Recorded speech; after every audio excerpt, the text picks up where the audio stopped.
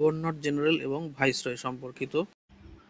নিম্নলিখিত আইনগুলির মধ্যে কোনটির পরে ওয়ারেন হেস্টিংস বঙ্গের গভর্নর থেকে বঙ্গের গভর্নর জেনারেল হয়ে গেল? তাহলে বঙ্গের গভর্নর থেকে বঙ্গের গভর্নর জেনারেল হচ্ছে 1773 খ্রিস্টাব্দের রেগুলেটিং অ্যাক্ট অনুযায়ী। নেক্সট বলছে সত্যবিলোপ নীতি কোন গভর্নর জেনারেলের দ্বারা বাস্তবায়িত হয়েছিল? সত্যবিলোপ নীতি ডালহৌসি।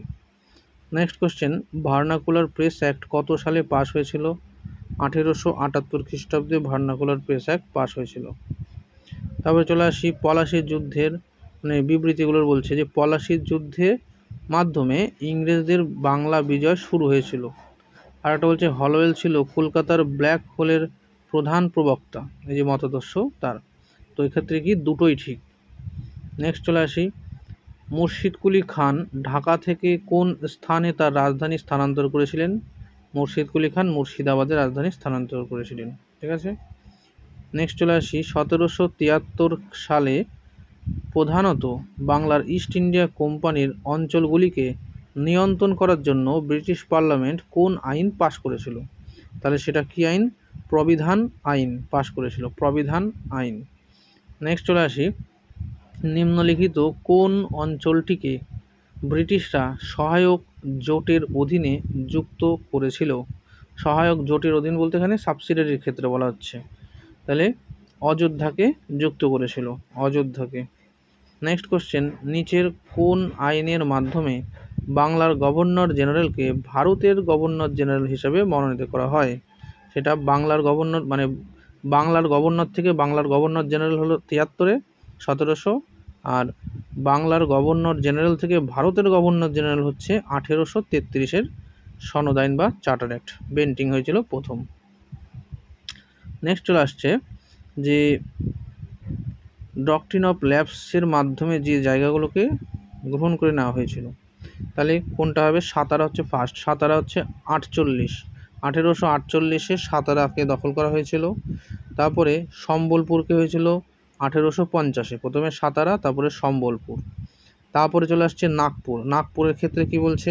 নাগপুর হচ্ছে 53, আর উদয়পুরের ক্ষেত্রে তাহলে দাঁড়াচ্ছে কি? উদয়পুর হচ্ছে 52। তাহলে প্রথমে সাতারা 1848, তারপরে সম্বলপুর 1850, তারপরে উদয়পুর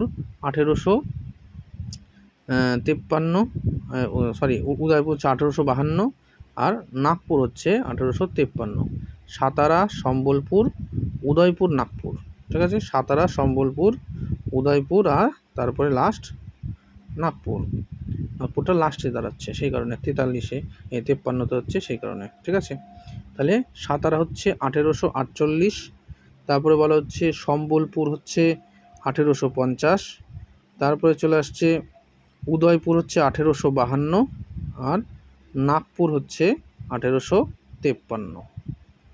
চলে আসি নিচের কোন আইনটি প্রথমবারের মতো ইস্ট ইন্ডিয়া কোম্পানির বাণিজ্যিক ও রাজনৈতিক কাজের মধ্যে পার্থক্যকে স্পষ্ট করেছিল? মানে ইস্ট ইন্ডিয়া কোম্পানির বাণিজ্যিক কাজ একদিকে, আবার রাজনৈতিক আরেকদিকে, এরকম দুটোকে আলাদাভাবে ব্যাখ্যা করেছিল কোন আইনের মাধ্যমে?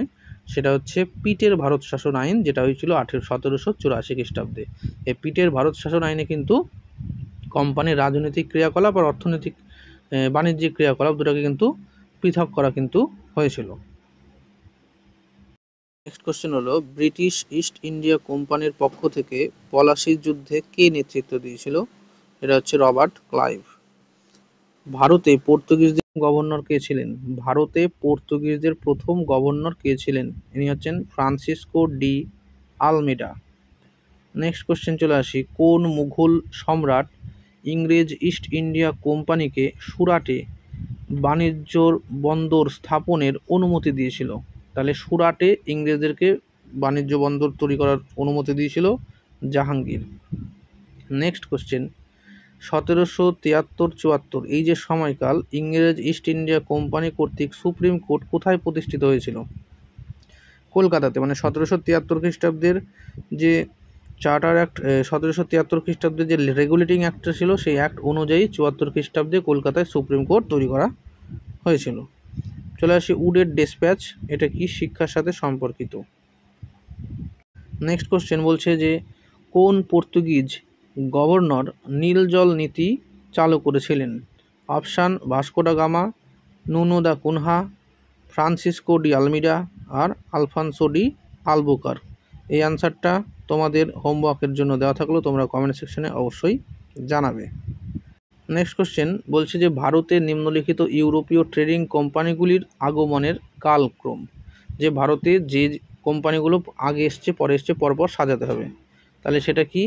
পর্তুগিজরা সবার ফার্স্টে এসছে, সেকেন্ডে এসছে ডাচ, থার্ডে এসছে ইংরেজ এবং লাস্ট সে হচ্ছে ফরাসি। ফরাসিরা হচ্ছে সবার শেষে ভারতে এসছে।